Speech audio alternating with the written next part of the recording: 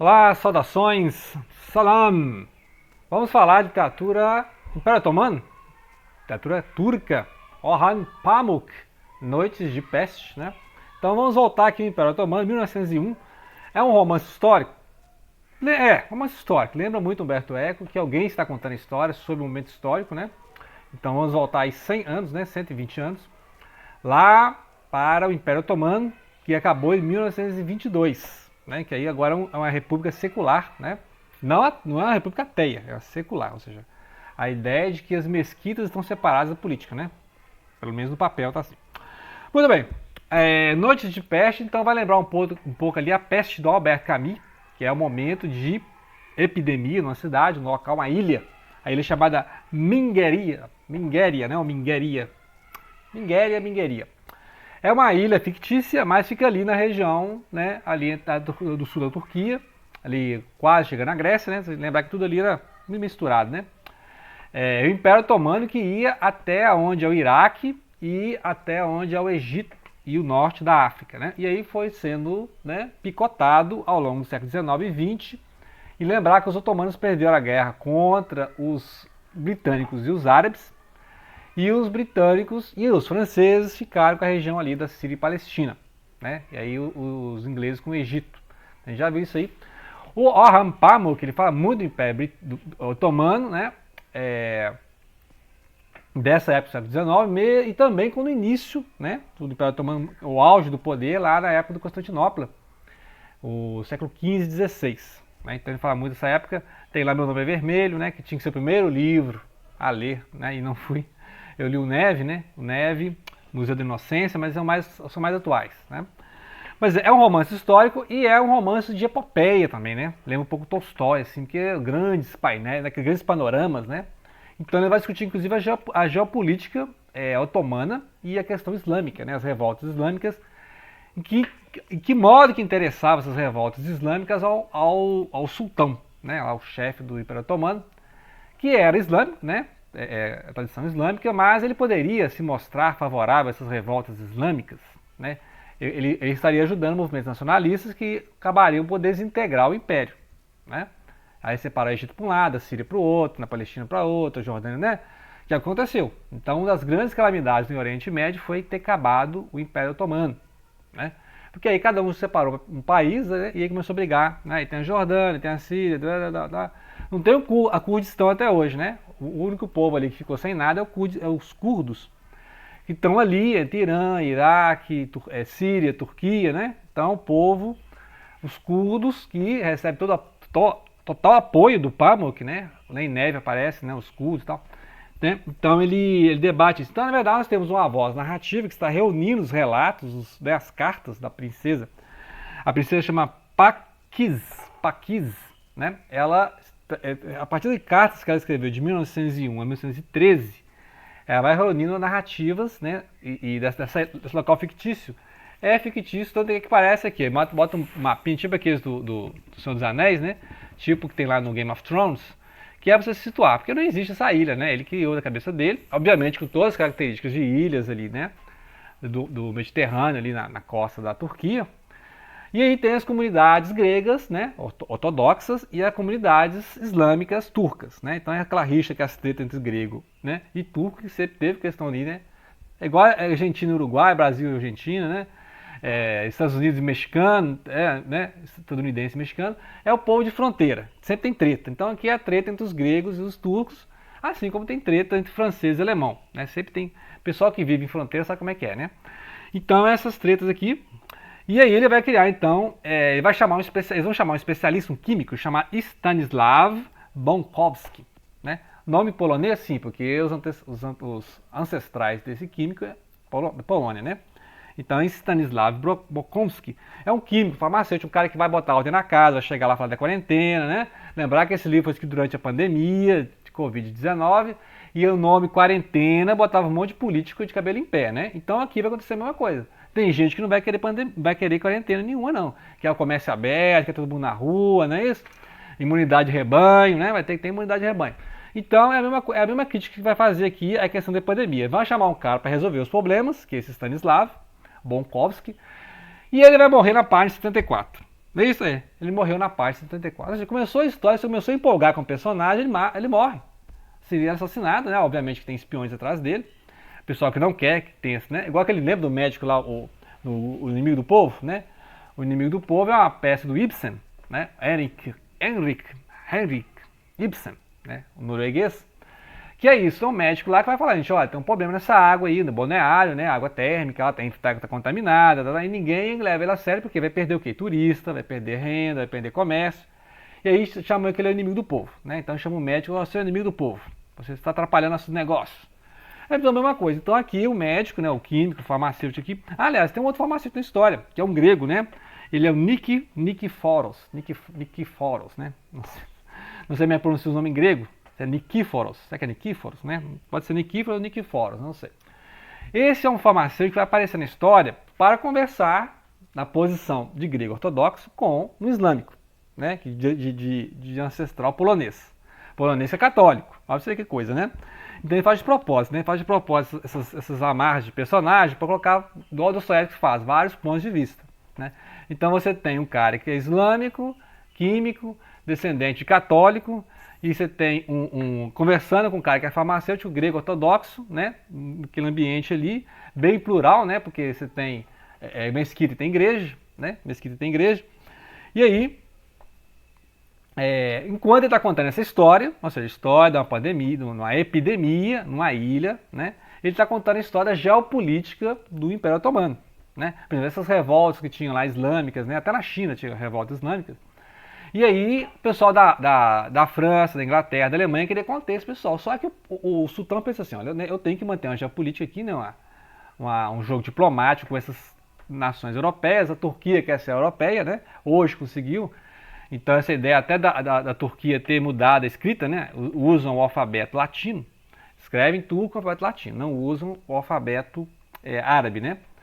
Mas mantém o árabe como língua litúrgica, né? Porque o Corão, né? O Corão é uma língua, aliás, a língua do Corão é o árabe, né? A liturgia do islamismo é feita no árabe. Mas a língua turca é outra língua, assim como o persa é outra língua. Já falei em outros vídeos sobre isso aí, né? Ou seja, não confundam turco com persa, com egípcio, com árabe, apesar que o egípcio é mais árabe, né? Mas né, são quadros culturais diferentes, né? São assim, pelo menos ter 4 pontos, né? O Egito está lá na África do Norte, a Turquia está lá para a Europa, né? A Pérsia é o Irã hoje, né? Então a Arábia é a Península Arábica, então não confundir, tudo isso é o mundo islâmico, é o Islã, é o mundo islâmico. Mas cada povo tem as suas características nacionais, suas línguas, sua literatura, né? Então não misturar.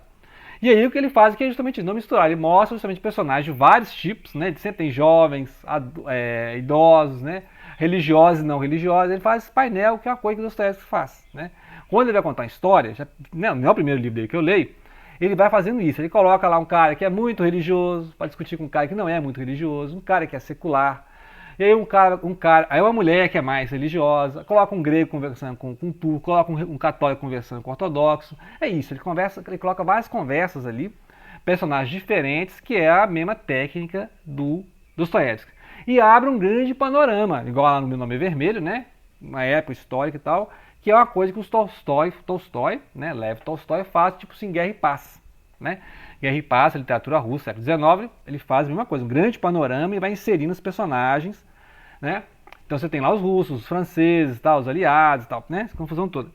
E aqui ele vai contando a história dessa epidemia e ao mesmo tempo a história de como é que estava o Império Otomano nessa época. Por quê? Porque tem uma princesa aqui na história. Ele vai, a Mina Mingeria, ou Mingeria, é a narradora da história, né? Tem essa voz que vai recolher, né? Eu vi o depoimento, eu li essa carta da princesa.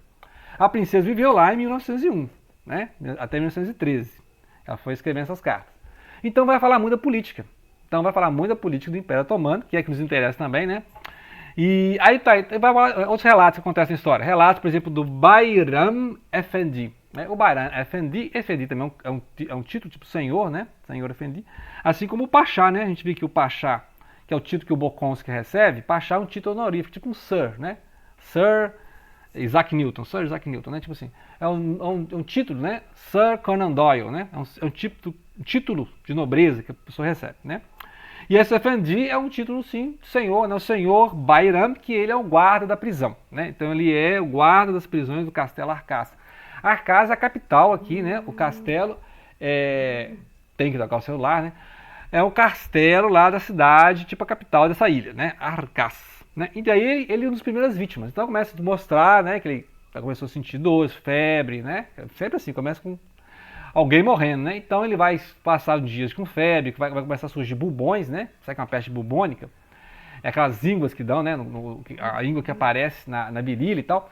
E aí ele passa alguns momentos, né? De febre, de doença, e acha que vai melhorando, né? Se diz que essa peste tem isso, momentos de melhora, né? Que aí você, ó, agora tô beleza, né? Tô de boa. E aí o cara piora, e aí o cara morre, né? Então, e aí vai ser um pânico, até as autoridades religiosas vai querer afastar, né? Ele vai lá no sheik, né? O sheik é uma autoridade religiosa, vai pedir uma ajuda, e quando o sheik vê que ele está doente, fica até longe, assim, né?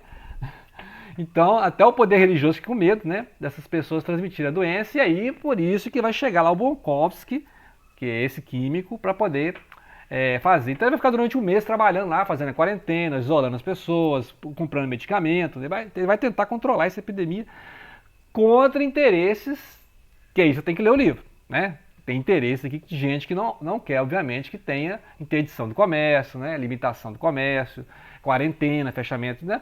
Que vai incomodar a economia, né? Vai incomodar a economia, e aí é perigoso de incomodar o bolso de alguém, né?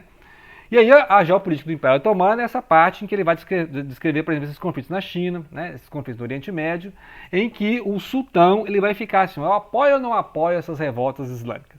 Porque o sultão em si mesmo, ele quer ser europeu, né? Ele gosta de ópera, ele lê romance, né? Ele é um cara que fala assim, ele não é um jihadista, né? O jihadista é esse radical muçulmano que quer impor, né? A jihad mesmo, o esforço né? A chamada chamada de Guerra Santa, né? Não sei se a tradução está certa, porque no Ocidente é Guerra Santa, né? Mas, jihad é esforço de propagação, né? Do Islã, por exemplo. E aí ele fica em cima do muro, ele fica no meio termo, né? Esse sultão, ele fica, né? O nome dele é Abdul Hamid II, Abdul Hamid II, o sultão. E ele vai manter então a política de meio termo, né? Ele vai apoiar os europeus, né? Então assim, se ele mandar tropas lá vai ser para conter também os muçulmanos. E ele fica investigando esses movimentos muçulmanos, né, para apoiá-los ou não, né? Se for nacionalista, não interessa para ele, porque ele quer manter o império, os nacionalistas querem fragmentar o império. Então, tem uma revolta muçulmana nacionalista no Egito, não interessa para ele, porque senão o Egito vai sair do Império Otomano. Ah, tem uma revolta muçulmana na Síria. É nacionalista? Então não me interessa, porque aí vai separar a Síria do Império Otomano. É isso, né? Mas se for uma guerra religiosa, podemos dizer assim, entre aspas, né? Uma jihad contra os ocidentais, contra os não islâmicos, ele apoia, porque ele é um líder islâmico. Você entendeu a jogada dele? Ele não quer politicamente ter problema, nem com o nacionalista, nem com os europeus, né? Mas ao mesmo tempo quer passar a imagem de que ele apoia o Islã, que ele é um líder islâmico, né? Então ele jamais vai atuar contra os islâmicos, desde que esses movimentos islâmicos não sejam nacionalistas, que venham fragmentar o império. Então ele fica ali naquele meio termo, tentando jogar, né? Investigando cada movimento, né? E é o chamado Islã político, que aí a gente já conhece mais no século XX, né? Então, o século XX é cheio disso aí, né? De os grupos muçulmanos entre eles, a gente conhece os grupos terroristas entre eles, um é sunita, outro xiita, né? Então, basta estudar o Islã no século XX, a politizada, né, que deu a coisa toda, e as pessoas confundem muito o Islã radical político com a fé islâmica. E interessa a grupos, né, de vários países confundir e demonizar o Islã, né? Mas esse assunto para outro vídeo, né? Que, vamos islamizar o Islã, falar que o Islã é terrorista, radical e tal, né? Mas esquece que tem esse Islã político, que é preocupações políticas, grupos políticos, sunitas, xiitas, né? Apoio, né? Por exemplo, você tem grupo xiita dentro de um país sunita, você tem grupo sunita dentro do país xiita, políticas, geopolíticas, né? Nada a ver com a fé islâmica, né? Então, estamos comentando aqui Islã político, né? Não estamos abordando nada religioso, isso aqui não é um vídeo sobre religião, né? E o livro está falando disso, né? Então qualquer coisa reclamem com o Pamuk, mandem lá uma mensagem para o Pamuk, que está no livro dele. Então eu estou só comentando o livro do Pamuk, tá ok? Muito bem, então eu acho interessante esses personagens, né? Sofri muito aqui com a morte do Bukowski, porque ele estava, né? O Bonkovsky, não confunda com o Bukowski, né? O poeta lá estadunidense. O Bonkovsky, Stanislav Bonkovsky, é um grande personagem aqui, já morreu na página 70. O que é isso, gente? mas não tô dando spoiler nunca que tá falando aqui a apresentação, tá bom? Então aguardem mais uns 2 ou 3 ou 4 vídeos, né? Acho que vai dar uns 4 vídeos para ler, né? Aqui, ó, essa edição aqui tem 700 páginas, né? 660 páginas, né? Então, pano para manga, né? Pano para manga, literatura turca, Orhan Pamuk, que é prêmio Nobel, né? Todo mundo sabe prêmio Nobel de literatura, ok? Obrigado pela atenção, não deixem de compartilhar.